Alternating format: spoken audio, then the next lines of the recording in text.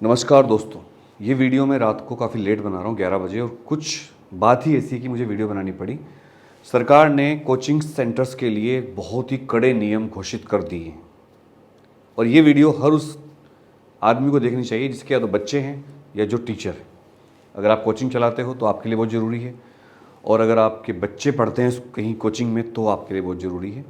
तो काफ़ी ज़्यादा शॉकिंग न्यूज़ हैं और काफ़ी ज़्यादा शॉकिंग रूल्स हैं जो मेरे लिए भी, क्योंकि मैं भी कोचिंग चलाता हूँ, और इसका क्या इफ़ेक्ट पड़ेगा ये भी हम डिस्कस करेंगे और आप कमेंट करके बताना। तो मैं अनुराग त्यागी आज आपको ऐसे रूल्स बताऊंगा जो सरकार ने इम्प्लीमेंट किए हैं। इनका पेरेंट्स को तो बहुत फ़ायदा होगा, लेकिन इनका काफ़ी नुकसान होगा कोचिंग वालों को, और होम ट्यूशन वालों की आने वाली है बल्ले बल्ले, और ऑनलाइन कोचिंग भी बढ़ेगी इससे। रूल्स क्या हैं एक एक करके मैं आपको समझाने की कोशिश करता हूँ शॉर्ट में। सरकार ने कोटा में सुसाइड की संख्या देखते हुए ये रूल्स एसओएस बनाए हैं। कोटा में बहुत ज़्यादा सुसाइड हो रहे हैं, आपको पता ही है। और ये कोचिंग सेंटर वाले भले ही लाख दावे करें बड़े बड़े, हम तो बहुत छोटे कोचिंग हैं अनुराग त्यागी क्लासेस, लेकिन जो बहुत बड़े लेवल पर कोचिंग चल रहे हैं वो दावे तो बहुत करते हैं, लेकिन ये बात सच है कि वो प्रेशराइज करते हैं बच्चों को।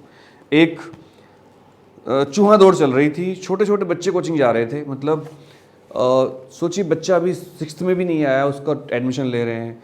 एक कोचिंग तो 3rd 4th के बच्चों को एडमिशन दे रही है। मतलब लपक लो, चाहे कुछ भी हो जाए पकड़ लो उसको। ऐसे कोचिंग की वजह से हमारे जैसे छोटे कोचिंग का भी नुकसान हो रहा था, और क्योंकि ब्रांड वैल्यू होती है, वो इतना एडवर्टाइज करते हैं, मार्केटिंग करते हैं, तो हमारे पास बच्चा तो तब आता है जब उसको लगता है कुछ हो ही नहीं सकता रिजल्ट हमारा। फिलहाल मैं आपको पहले रूल्स बताता हूँ। पहला सबसे बड़ा रूल जिसको सुन के आप शॉक्ड हो जाओगे, पहला रूल तो वही बता देता हूं मैं आपको। अब से कोई भी बच्चे का एडमिशन 10th क्लास के बाद ही 10th के बाद ही कोई बच्चा कोचिंग ले सकता है। पहला रूल देखिए कितना खतरनाक है। यानी कि आप समझ जाइए 17-16 साल का बच्चा, 16 साल की एज के बाद ही 16 साल की एज के बाद का बच्चा ही कोचिंग जा सकता है।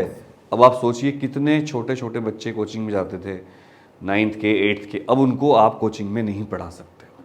इसमें यह क्लियर नहीं है कि क्या उनको घर पे जाके पढ़ाया जा सकता है, नहीं पढ़ाया जा सकता, या जैसे घरों में लेडीज़ आंटियाँ पढ़ाती हैं, छोटे छोटे बच्चे बहुत सारे आते हैं, हमारे ऊपर भी एक इस तरह का है, तो क्या इस तरह का अलाउड होगा या नहीं ये अभी क्लियर नहीं है। दूसरी बात, कोचिंग भ्रामक विज्ञापन नहीं कर सकते। कोचिंग भ्रामक विज्ञापन नहीं कर सकते। कोचिंग ये भी नहीं बता सकते कि हमारे यहाँ से इतने सिलेक्शन हुए। कोचिंग ये भी नहीं बता सकते कि हमारी कोचिंग का मतलब ये नहीं है, उनको बताना पड़ेगा क्लियर कि कोचिंग का मतलब ये नहीं है कि एडवर्टाइजिंग कि कोचिंग पढ़कर उनका इंजीनियरिंग, आईआईटी या मेडिकल में सिलेक्शन हो जाएगा। मतलब कोचिंग सेंटर को क्लियरली ये बताना पड़ेगा पेरेंट्स को, और वहाँ पर पोस्टर लगाने पड़ेंगे अपनी कोचिंग में कि देखो भाई कोचिंग आप कर रहे हो भले ही, लेकिन इसका मतलब ये बिल्कुल नहीं है कि आपका एडमिशन हो जाएगा इंजीनियरिंग या मेडिकल में, या आपका बच्चा आईआईटी निकाल देगा या आपका बच्चा मेडिकल निकाल देगा। इसका मतलब ये बिल्कुल भी नहीं है। नंबर 3, जो टेस्ट होंगे इस कोचिंग में उनके मार्क्स सार्वजनिक नहीं किए जाएंगे, मतलब पब्लिक नहीं होंगे। नो पब्लिकेशन, पब्लिक नहीं किया जाएगा उनको वेबसाइट पर, या कोचिंग में चिपका देते हैं मार्क्स। मतलब बच्चे को प्राइवेटली बताया जाएगा कि भाई तेरे मार्क्स इतने हैं, लेकिन पब्लिकली नहीं बताया जाएगा। जैसे 3 इडियट्स में आमिर खान कहता है कि सिस्टम गलत है जिसमें आप बच्चों के मार्क्स पब्लिक करते हो, तो वो पूछता है प्रोफेसर, उनके जो प्रिंसिपल साहब होते हैं वायरस, कि फिर तुम्हारे पास कोई बेटर ऑप्शन है कि हाँ मेरे हिसाब से तो प्राइवेटली बच्चे को बताना चाहिए।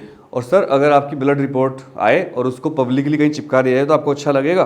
तो यही बात मोदी सरकार ने मानते हुए अब मार्क्स को पब्लिक करने से मना कर दिया कोचिंग सेंटरों के लिए। और अगर कोचिंग ऐसा करते हैं तो पहली बार में उन पर 25,000 रुपये का जुर्माना लगेगा, दूसरी बार में 1 लाख रुपये का जुर्माना लगेगा, और अगली बार में उनका लाइसेंस ही कैंसिल हो जाएगा। मतलब वो कोचिंग नहीं चला पाएंगे अगर उन्होंने इस बात को नहीं माना। सोचिए आप।